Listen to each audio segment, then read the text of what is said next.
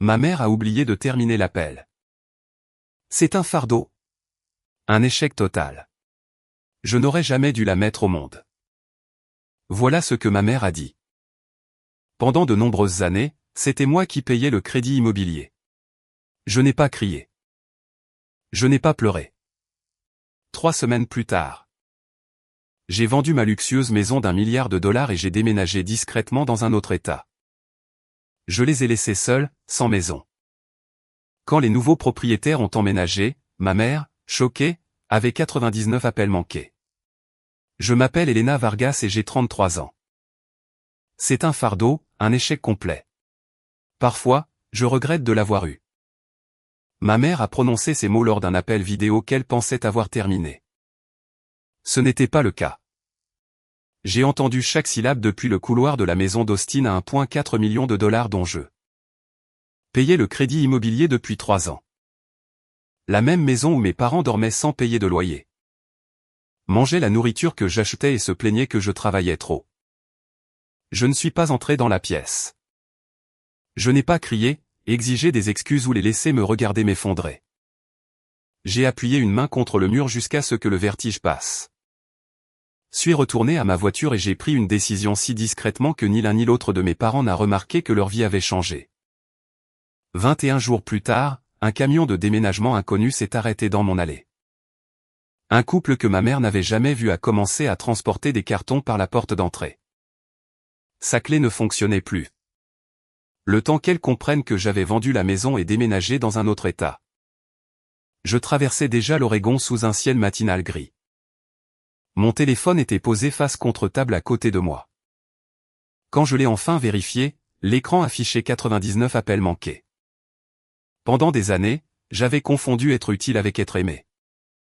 Cet après-midi-là, j'ai appris comment ma famille m'appelait quand ils pensaient que la personne qui payait leurs factures ne pouvait pas entendre. Vous êtes-vous déjà senti comme un distributeur automatique de billets ambulants à l'intérieur d'une maison qui vous appartenait? Avant que je vous dise ce que ma mère a dit ensuite. Et comment 3 semaines de silence se sont terminées avec des étrangers emménageant dans ma maison. Dites-moi, quelle heure est-il là où vous êtes en ce moment, et d'où regardez-vous? Je veux voir jusqu'où cette histoire voyage. 3 semaines plus tôt. J'avais quitté le travail avant 15 heures après qu'une réunion de lancement de produits se soit terminée de manière inattendue. Je dirigeais une équipe de développement logiciel dans le centre-ville d'Austin. Et ce matin-là, nous avions obtenu un contrat que mon directeur poursuivait depuis presque 1 an. Il m'a dit de prendre mon après-midi. J'ai acheté un gâteau au citron de la boulangerie que ma mère aimait et je suis rentré à la maison. En pensant bêtement que de bonnes nouvelles pourraient enfin la rendre fière de moi. Mes parents, Célia et Thomas Vargas, avaient emménagé dans ma maison 3 ans auparavant. Après que leur location ait été vendue et que l'entreprise de revêtement de sol de mon père ait fait faillite. Ma mère avait promis qu'il n'avait besoin que de 6 mois. 6 mois sont devenus 36. Je couvrais le crédit immobilier, les charges, la nourriture, l'assurance et le supplément du régime médical de mon père. Pendant ce temps, mon jeune frère, Marcus, restait le miracle de la famille parce qu'il s'était marié jeune et avait construit la vie que ma mère considérait comme respectable. Célia se souvenait de chaque date importante dans le foyer de Marcus. Mais avait oublié mon anniversaire 2 fois. La deuxième fois. Elle m'a demandé de virer $600 pour une réparation de voiture avant de réaliser quel jour c'était. J'en ai ri pour ne pas montrer que la vérité faisait plus mal. Dans ma famille, mes réussites étaient attendues, mais mon existence était facultative. Ma meilleure amie, Riley Shen, avait essayé de nommer ce schéma pendant des années. Il ne te traite pas comme une fille avec une maison, a-t-elle dit un jour. Il te traite comme un logement avec une fille attachée. Je l'ai trouvé dur. Puis j'ai annulé un voyage parce que ma mère disait que les laisser seuls la rendait anxieuse. Cet après-midi-là, je suis entré par la porte de côté sans appeler. Ma mère était dans la salle du petit déjeuner en FaceTime avec sa sœur aînée, Ruth. J'ai entendu ma tante dire, au moins. Elena a bien réussi. Tu as de la chance qu'elle te laisse rester là. Ma mère a eu un petit rire. De la chance de ne pas vivre avec elle. Il y a eu un bruissement. Puis ma tante a dit qu'elle devait y aller. Ma mère a tendu la main vers l'écran. J'ai entendu le carillon électronique familier, mais l'appel est resté connecté. La voix de ma tante est parvenue faiblement par le haut-parleur. « Célia, tu es toujours là. » Ma mère ne l'a pas entendu. Mon père était entré dans la pièce et Célia a baissé la voix. « C'est un fardeau, Thomas. Un échec complet. Parfois, je regrette de ne l'avoir jamais eu. » La boîte de la pâtisserie a glissé contre ma paume. Je l'ai rattrapée avant qu'elle ne tombe. Mon père ne m'a pas défendu. Parle moins fort. Pourquoi? Elle ne rentrera pas avant des heures. 33 ans. Pas de mari, pas de famille à elle. Et elle agit comme si un salaire la rendait importante. Marcus est l'enfant qui nous a donné de quoi être fiers. Elena nous a donné cette maison, a dit ma tante à travers l'appel oublié. Plus fort maintenant. Ma mère ne remarquait toujours rien. Elle s'est donné cette maison. Nous la tolérons juste jusqu'à ce que nous ayons économisé assez pour déménager plus près de Marcus. Une autre année à vivre ici gratuitement. Et nous aurons ce dont nous avons besoin. C'était la deuxième blessure. Le mot gratuit. L'hiver précédent, mon père avait prétendu que leurs économies avaient disparu. Alors j'ai payé une facture d'impôt de $12 000 et reporté le remplacement de ma voiture. Ils avaient économisé pendant que je me sacrifiais. Mes doigts se sont engourdis. La chaleur m'est montée au visage, mais le reste de mon corps était froid. Mes oreilles bourdonnaient si fort que les mots suivants de ma mère me sont parvenus de loin. Le pire, c'est la façon dont elle me regarde. Attendant des éloges. Je ne sais pas ce qu'elle veut que je dise. Félicitations pour être devenu quelqu'un que personne n'attend à la maison. Mon estomac s'est noué. J'ai posé le gâteau intact sur la table de l'entrée parce que mes mains avaient commencé à trembler. Pendant une folle seconde, j'ai imaginé entrer. Prendre le téléphone et la forcer à répéter chaque mot en me regardant. Puis j'ai imaginé la séquence qui suivrait, le déni, les larmes. Mon père m'accusant d'écouter aux portes, Marcus me disant d'être la plus intelligente. Au dîner, je serais en train de m'excuser pour leur cruauté. Alors, j'ai reculé. La porte d'entrée s'est refermée doucement derrière moi.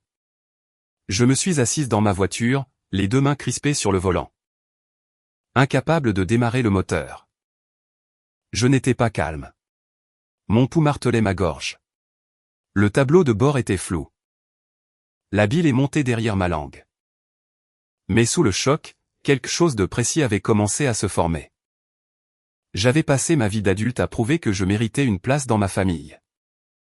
L'appel inachevé de ma mère m'a montré que le test était conçu pour que je ne puisse jamais le réussir. J'ai conduit jusqu'à l'appartement de Riley sans me souvenir d'un seul feu de circulation. Quand elle a ouvert la porte, elle a jeté un coup d'œil à mon visage et s'est écartée. Je me suis assise sur le bord de son canapé, tenant toujours mes clés de voiture. Et j'ai répété les mots de ma mère exactement. Je ne les ai pas adoucis. Riley a juré entre ses dents. A pris son téléphone et a dit qu'elle me ramènerait pour que je puisse les confronter. Non, ai-je dit. C'était la première décision que j'ai prise cette nuit-là. La confrontation avait toujours été le théâtre préféré de ma famille. Ma mère pleurait, mon père élevait la voix, Marcus arrivait en médiateur raisonnable. Et je finissais par défendre des faits que tout le monde connaissait déjà. J'étais trop épuisé pour jouer à nouveau le rôle qui m'était assigné. J'ai envoyé un texto à mes parents pour leur dire qu'un problème urgent de mise en production me garderait près du bureau pour la nuit. Ma mère a répondu avec un symbole de pouce levé et un rappel de commander son ordonnance avant vendredi. Elle n'a pas demandé si j'allais bien. Riley est allé se coucher après minuit. Mais je suis resté à sa table de cuisine avec l'album de famille ouvert sur mon téléphone. Sur les photos de vacances, je me tenais sur le côté après avoir réglé le retardateur. Sur les photos de restaurant, j'étais absente parce que je prenais la photo et payais l'addition. Une image montrait mes parents à la fête d'anniversaire que j'avais financée. Où ma mère remerciait Marcus de rendre cette famille complète. J'ai commencé à supprimer des photographies, pas toutes. J'ai gardé celles qui appartenaient à ma vraie vie. Mais j'ai supprimé chaque photo retouchée que j'avais utilisée comme preuve que nous étions proches. Il n'y avait que le tapotement de mon pouce et le bourdonnement du réfrigérateur. Au lever du soleil. J'avais l'impression d'avoir démantelé un décor de théâtre et découvert qu'il n'y avait jamais eu de maison derrière. À 9 heures, Riley a organisé une session vidéo d'urgence avec sa thérapeute, le Dr Maya Patel.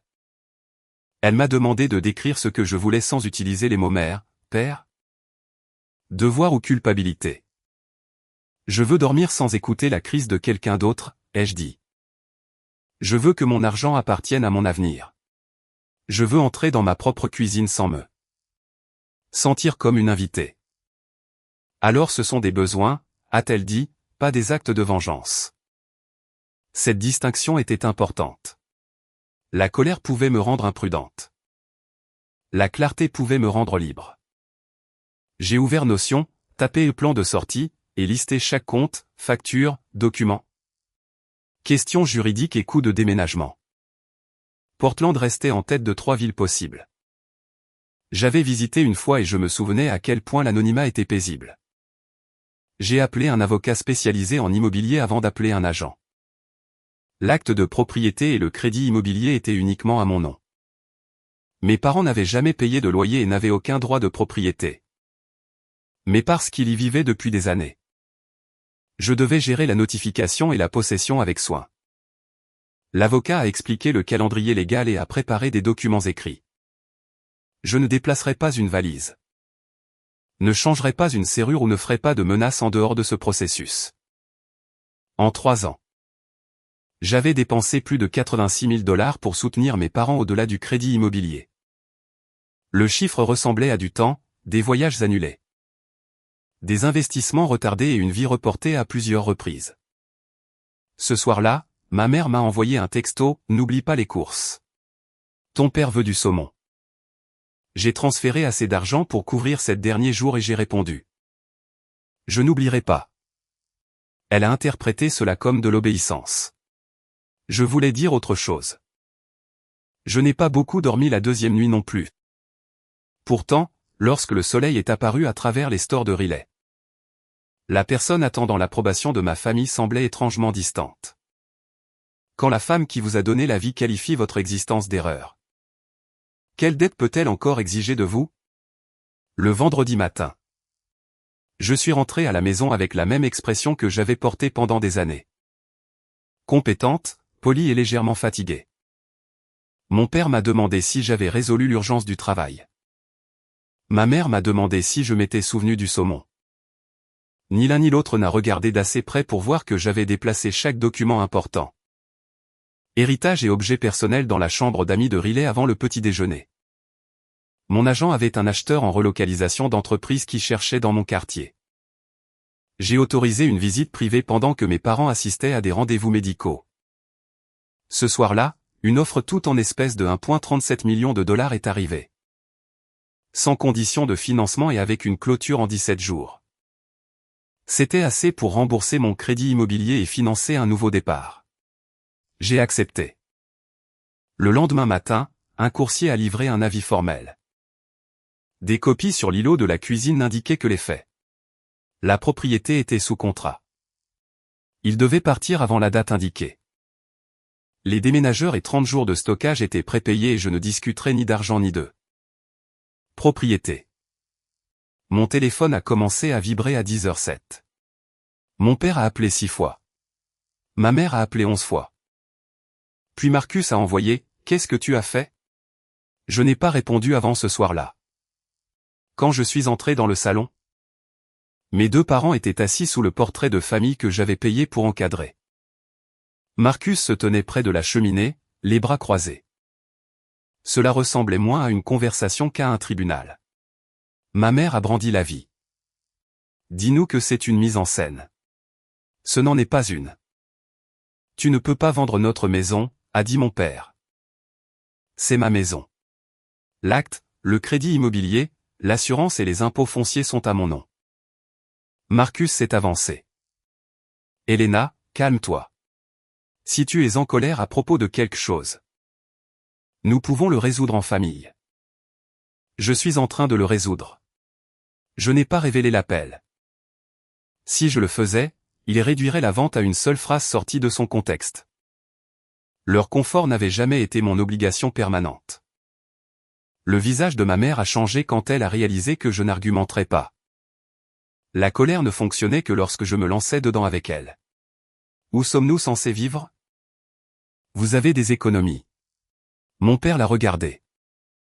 Cela a duré moins d'une seconde, mais cela a confirmé ce que j'avais entendu. Cet argent est pour notre avenir, a-t-elle dit. Le mien aussi. Marcus leur a offert sa chambre d'amis avant que je puisse répondre. Ma mère s'est immédiatement adoucie et a pris sa main, l'appelant son enfant fiable. La vieille comparaison était si automatique que même Marcus a tressailli. Je lui ai souhaité bonne chance, suis monté à l'étage et j'ai fermé la porte de ma chambre. Au cours de la semaine suivante, le silence a forcé tout le monde à se révéler.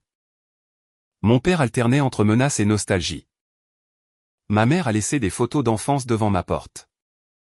Puis a envoyé une feuille de calcul de ce qu'elle croyait que je leur devais pour m'avoir élevé. Marcus m'a traité d'égoïste. Puis m'a demandé en privé de retarder la clôture parce que sa femme s'opposait à des invités inattendus. J'ai répété une seule phrase. La date de clôture est définitive.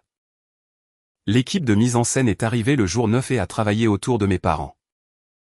Ils ont regardé des étrangers enlever les rideaux de ma mère et transformer leur chambre en une pièce neutre.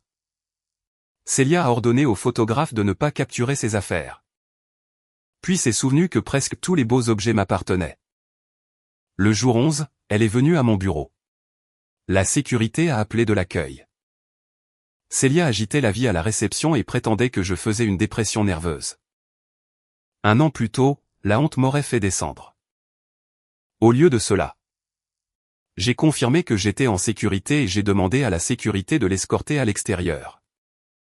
Elle a regardé fixement la caméra du hall. Stupéfaite que j'ai permis à un étranger de lui dire non. Cet après-midi-là, elle a publié sur Facebook que sa fille qui avait réussi abandonnait deux parents vieillissants après les avoir exploités pendant des années. Des parents que je connaissais à peine ont commencé à envoyer des prières, des accusations et des conseils. Riley a pris des captures d'écran pendant que je résistais à l'envie de me défendre. Au coucher du soleil, ma mère avait réécrit mon crédit immobilier comme un investissement familial et mes limites comme une instabilité mentale. Je n'ai rien publié. J'ai envoyé les captures d'écran à mon avocat et je suis retourné au travail. Le jour 14, l'inspection a été validée. Le jour 16, j'ai signé un bail pour un appartement d'une chambre à Portland. Mon directeur a approuvé un transfert après que j'ai dit que j'avais besoin d'un nouveau départ. Pour une fois, une décision qui changeait la vie ne nécessitait pas le vote de ma famille. La nuit avant leur déménagement, mon père se tenait dans la cuisine pendant que j'emballais les 2 dernières assiettes. « Ta mère a dit quelque chose, n'est-ce pas ?» a-t-il demandé. Je l'ai regardé. Il savait. « Tu nous as entendus ?» a-t-il continué. Oui. Ses épaules sont tombées, mais il ne s'est pas excusé. Les gens disent des choses quand ils sont frustrés.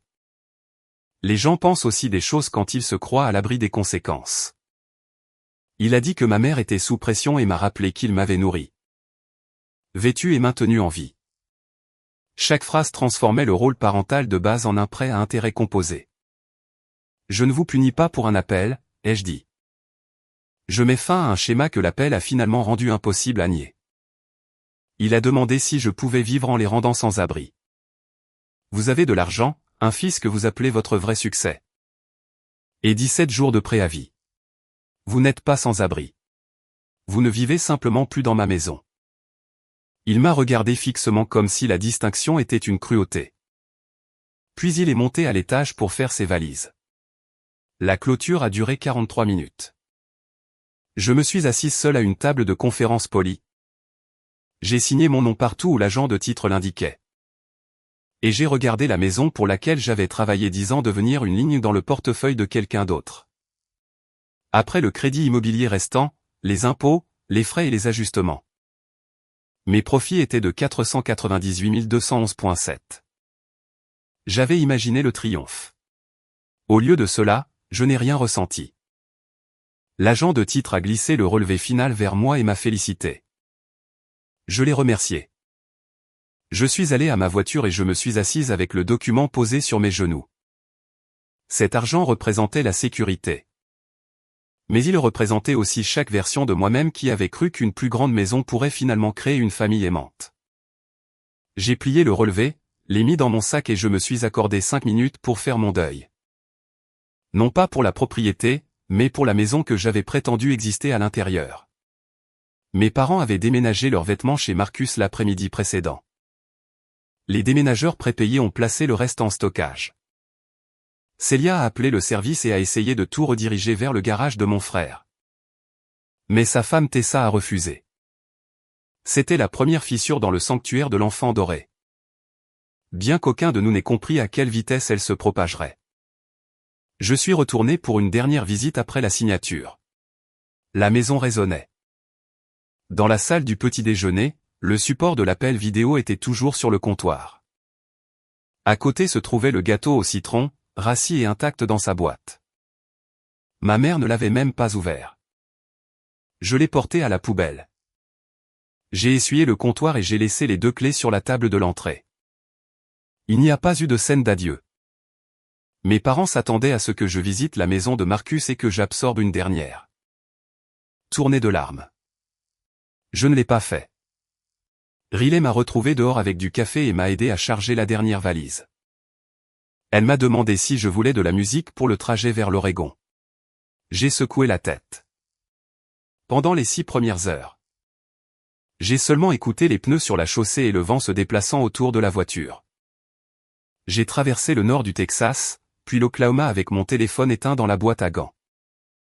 Le vide ne semblait pas encore paisible, mais il m'appartenait. Le lendemain matin, ma mère est retournée à l'ancienne adresse. Elle a plus tard prétendu qu'elle avait laissé un coffret à bijoux dans la salle de bain. Bien que les déménageurs aient photographié chaque armoire vide. Le camion de l'acheteur était dans l'allée. La nouvelle propriétaire, une médecin déménageant avec son mari, portait une lampe à travers la porte ouverte quand ma mère a essayé sa clé. La serrure avait été changée après la clôture. La caméra de la sonnette envoyait toujours des alertes à mon compte parce que les acheteurs n'avaient pas transféré le service. J'ai regardé l'enregistrement ce soir-là depuis un motel en Idaho. Ma mère a essayé la clé 2 fois, a regardé les cartons de déménagement. Puis a exigé de savoir qui était la femme. Nous avons acheté la maison à Elena Vargas, a dit la nouvelle propriétaire. Le visage de ma mère est devenu complètement blanc. Non, a-t-elle répondu. Ma fille ne nous ferait jamais ça. La femme a jeté un coup d'œil au camion de déménagement, puis à la clé dans la main de ma mère. La vente a été clôturée hier. Vous devez la contacter. Célia est restée sur le trottoir pendant que des étrangers transportaient une table de sala. Manger dans la pièce où elle m'avait qualifié d'échec. Pour la première fois, elle était en dehors de la vie que j'avais financée. Incapable d'entrer en invoquant la maternité. Mon téléphone était toujours éteint. Quand j'ai traversé l'Oregon et que je l'ai enfin allumé. Les messages ont inondé l'écran si rapidement qu'il a gelé. Il y en avait 19 de mon père, 27 de Marcus et 53 de ma mère. 99 appels manqués. Le premier message vocal était furieux. Comment oses-tu m'humilier devant des étrangers? Le 30e était effrayé. Ton frère dit que nous ne pouvons rester que quelques semaines. Le dernier message contenait 7 secondes de respiration avant que ma mère ne murmure, « Elena. Qu'as-tu fait ?» J'ai posé le téléphone face contre table. Je pensais que vendre la maison était le plus grand prix qu'elle paierait. J'avais tort. Portland ne m'a pas transformé à mon arrivée. Mon nouvel appartement sentait la peinture fraîche et la lessive de quelqu'un d'autre. La première semaine, je me suis réveillé avant l'aube. Convaincu d'avoir oublié de payer une facture. Je prenais mon téléphone. Je me souvenais qu'il n'y avait pas de crise domestique qui m'attendait et je restais éveillé quand même. La liberté, j'ai appris, pouvait être effrayante lorsque votre système nerveux a été entraîné à s'attendre à des exigences. J'ai commencé une thérapie hebdomadaire et j'ai fait de longues promenades après le travail. J'ai acheté un service de vaisselle au lieu de 12. Un livre laissé sur le comptoir y était encore le lendemain matin. Ces petites choses m'ont appris que la paix n'était pas le vide. C'était un espace que personne d'autre n'avait le droit d'occuper. Ma famille n'est pas devenue silencieuse. Ma mère a appelé depuis de nouveaux numéros après que j'ai bloqué le sien. Mon père a contacté mon ancien bureau et a demandé mon adresse. Célia a appelé Riley 9 fois en un après-midi. Puis a laissé un message vocal l'accusant de me monter contre ma famille. J'ai documenté chaque tentative. Mon avocat a envoyé une lettre formelle leur ordonnant de ne pas contacter mon lieu de travail, mes amis, mon propriétaire ou mes voisins. Ils pouvaient écrire à une boîte postale réservée à la correspondance juridique. Rien d'autre ne recevrait de réponse. Chez Marcus, l'arrangement s'est effondré. Ma mère a publié des photos d'elle cuisinant pour l'enfant qui comprend encore la famille. Puis a réorganisé la cuisine de Tessa et invité des parents sans demander. Mon père a pris le garage et s'est plaint du bruit. Ni l'un ni l'autre n'a acheté de courses ou contribué aux charges. Marcus m'a appelé tard un soir. « Comment as-tu fait ça pendant 3 ans ?» a-t-il demandé. J'ai presque ri, mais sa voix semblait épuisée. J'ai cessé de croire que j'avais le choix. Maman dit que leurs économies ne peuvent pas être touchées. Demande-lui combien ils ont. 2 jours plus tard. Tessa a trouvé un relevé bancaire que ma mère avait laissé à côté de leur imprimante. Le solde était de 72 840, et non les 5 000 que mon père avait prétendu.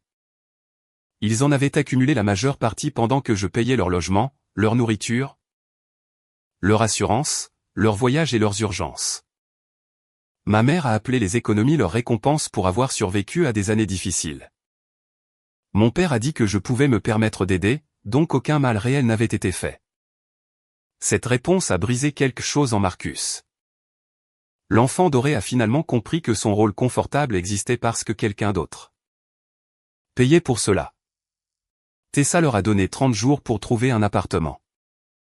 Ma mère a répondu en appelant des parents et en disant que ses enfants avaient conspiré pour la jeter à la rue. Elle a créé une collecte de fonds en ligne intitulée « Aider 2 parents abandonnés à trouver la sécurité » et l'a distribuée via la liste de diffusion du comité du logement de son église où elle était bénévole. La page prétendait qu'elle et mon père avaient investi leurs fonds de retraite dans ma maison et avaient été expulsés sans préavis. Elle incluait une photographie de Célia debout devant mon ancienne porte d'entrée. Ce mensonge nécessitait une réponse. Par l'intermédiaire de mon avocat. J'ai envoyé à la plateforme de collecte de fonds et au conseil de l'église le dossier de clôture montrant la propriété unique. La preuve de l'avis de déménagement écrit, 3 ans de paiement de crédit immobilier. Et le reçu pour les déménageurs et le stockage que j'avais fourni. Je n'ai pas mentionné l'appel oublié. Je n'ai pas insulté ma mère. J'ai laissé les dates, les signatures et les chiffres parler. La collecte de fonds a été retirée en 48 heures. Le conseil de l'église a demandé à Célia de se retirer du comité du logement après avoir appris qu'elle avait utilisé des informations privées sur les membres pour solliciter de l'argent sous une fausse histoire. Plusieurs amis qui l'avaient loué en ligne ont supprimé leurs commentaires. Une femme a demandé le remboursement de 500 $ qu'elle avait donné directement. Ma mère l'a remboursé avec les économies qu'elle insistait ne jamais pouvoir être touchée. Ma mère dépendait d'être perçue comme généreuse et maltraitée. Perdre la maison a blessé son confort. Perdre le contrôle de l'histoire a blessé son identité. Marcus a installé mes parents dans un appartement d'une chambre en périphérie d'Austin à la fin du mois. Il n'a payé la caution qu'après que mon père ait signé un accord pour le rembourser. Ils ont dû utiliser leurs propres économies pour le loyer. Mon père a vendu la 2e voiture parce que l'appartement facturait le stationnement. Puis a accepté un travail à temps partiel dans un magasin de bricolage après avoir réalisé que leur argent ne durerait pas éternellement. Ma mère a vendu les montres chères que je leur avais offertes pour leur anniversaire. Elle a reçu moins d'un quart de ce que j'avais payé. Quand Marcus me l'a dit, je me suis souvenu d'avoir choisi ces montres et de les avoir imaginées transmises un jour. Les objets n'avaient de sens que pour moi. Les laisser partir était la fin d'une illusion. 2 mois après la vente. Mon père a eu un grave épisode d'hypertension et a passé une nuit à l'hôpital. Marcus m'a envoyé un texto à 2h14 du matin. pendant 10 minutes. Je me suis assise sur le bord de mon lit avec un site de compagnie aérienne ouvert. Le vieux réflexe est revenu instantanément. Rentre à la maison, paie la facture, organise le suivi, met tout le monde en sécurité. Puis Marcus a envoyé. Il est stable. Maman veut que tu appelles et que tu couvres ce que l'assurance ne couvre pas. J'ai fermé la page de la compagnie aérienne. J'étais soulagé que mon père soit en sécurité. Je n'étais pas responsable d'acheter l'accès à lui par une autre crise. J'ai envoyé à Marcus le numéro du bureau d'aide financière de l'hôpital et j'ai dit que j'espérais que notre père se rétablirait. Je n'ai envoyé aucun argent. Au matin, ma mère avait laissé 14 messages vocaux. Dans le premier, elle disait qu'une bonne fille rentrerait à la maison. Dans le 5e, elle accusait Portland de m'avoir changé. Dans le dernier, sa colère s'est fissurée. Je ne comprends pas comment tu peux vivre en sachant que nous n'avons rien. Ils n'avaient pas rien. Ils avaient des économies, des revenus de retraite, l'un l'autre. Et un fils qui prenait encore leurs appels. Ce qu'ils n'avaient plus, c'était un accès illimité à moi. C'était la vraie conséquence. Leurs finances, leur confort, leur image et leur mythologie familiale dépendaient de ma culpabilité. Je n'avais pas détruit la structure. J'avais arrêté de la maintenir debout. Mon père s'est rétabli et est retourné au travail. Les appels de Marcus sont devenus moins fréquents après qu'il ait établi ses propres limites. Lui et moi ne sommes pas soudainement devenus proches. Trop d'années nous séparaient.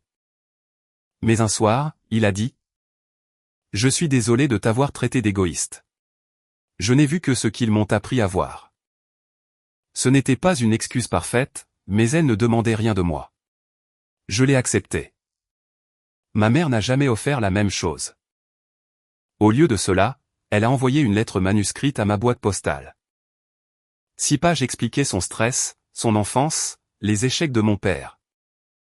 Ma vie de célibataire et l'humiliation de regarder des étrangers entrer dans sa maison. Les mots « je suis désolé » n'apparaissaient pas une seule fois. En bas, elle a écrit : « Tu as fait valoir ton point de vue. Maintenant. Dis-nous quand nous pouvons emménager à nouveau avec toi. » J'ai placé la lettre dans un dossier marqué et documentation et je l'ai remise dans le tiroir. 8 mois après l'appel. La pluie d'hiver couvrait mon balcon de Portland d'une fine pellicule argentée. Mes parents étaient toujours dans l'appartement d'une chambre. Leurs économies avaient diminué sous l'effet du loyer. Des frais médicaux et des factures ordinaires que j'avais autrefois rendus invisibles. Mon père travaillait 3 après-midi par semaine. Ma mère vendait de vieux meubles et des articles ménagers en ligne, les décrivant souvent comme des pièces de notre ancienne maison de luxe. Marcus leur rendait visite 2 fois par mois. Mais ne leur donnait plus d'argent ni de clés de sa maison. Je n'ai rien célébré de tout cela. La vengeance n'avait jamais été de voir mes parents en difficulté. C'était la fin de leur capacité à convertir le mépris en confort à mes dépens. Ma vie était plus calme, mais pas magiquement parfaite. La thérapie m'a aidé à reconnaître à quelle fréquence je m'excusais avant d'exprimer un besoin. J'ai rejoint un groupe de randonnée le week-end. J'ai obtenu la responsabilité d'une nouvelle division de produits et je suis devenu ami avec Julien.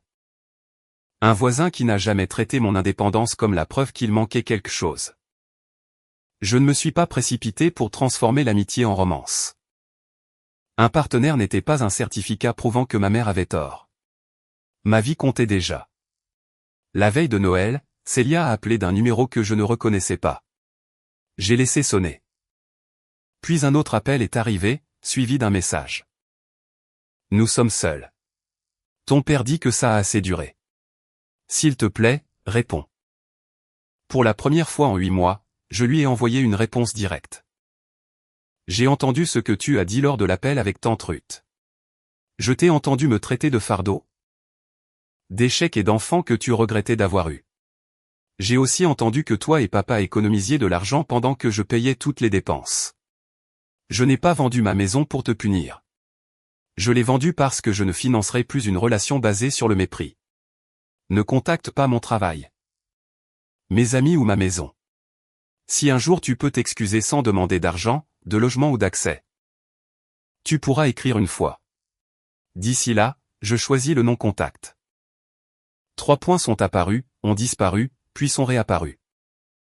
Son dernier message est arrivé 1 heure plus tard. Je n'aurais pas dû le dire de cette façon, mais après tout. Comment peux-tu laisser ta mère vivre comme ça?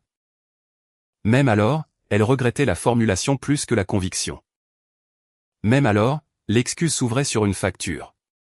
J'ai éteint mon téléphone. À l'intérieur, un petit groupe d'amis mettait le dîner sur la table. Julien avait apporté une tarte qui penchait dangereusement d'un côté. Riley était en visite d'Austin et riait en essayant de la réparer avec de la crème fouettée. Personne n'avait besoin que je mérite ma place. Personne ne demandait ce que j'avais payé. Plus tard, je suis sorti sur le balcon. La pluie a touché mon visage, froide et pur. Et les lumières de la ville se sont brouillées en dessous. J'ai pensé à la femme dans le couloir d'Austin, serrant une boîte de pâtisserie. Incapable de respirer, parce qu'une seule phrase avait réduit toute sa vie à une erreur.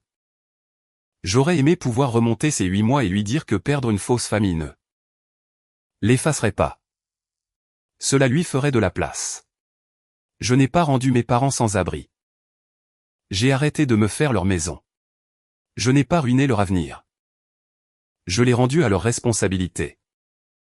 Et je ne suis pas devenu cruel quand j'ai refusé de sauver des gens des conséquences qu'ils avaient passé des années à m'attribuer. La vengeance silencieuse n'est pas toujours la destruction. Parfois, c'est une porte verrouillée, une facture payée que vous ne payez plus jamais. Et une vie qui continue sans demander la permission. L'éducation m'a donné les outils pour construire l'indépendance financière. La connaissance m'a aidé à reconnaître que l'indépendance sans limite pouvait encore devenir une cage. La leçon n'était pas que la famille ne signifie rien. C'était que l'amour sans respect n'est qu'une obligation portant un visage familier. Debout sous la pluie de Portland, j'ai finalement dit les mots que ma mère ne m'avait jamais donnés. Je ne suis pas un fardeau. J'étais simplement la dernière personne disposée à vous porter tous. Puis je suis rentré, j'ai fermé la porte du balcon et j'ai rejoint les gens qui m'attendaient. Pas pour ma maison, pas pour mon salaire, mais pour ma présence. Si la personne qui vous a donné la vie a un jour souhaité que vous n'ayez jamais existé, combien de temps resteriez-vous silencieux? Nous espérons que l'histoire a été significative pour vous au-delà du drame. Tous les événements, conversations et personnages sont fictifs et créés uniquement pour la narration dramatique et la réflexion. Nous espérons que cela vous rappelle que parfois, vous n'avez pas besoin de vengeance pour prouver quelque chose. Laissez les gens faire l'expérience de la vie sans le soutien qu'ils prenaient autrefois pour acquis. Peut être amplement suffisant.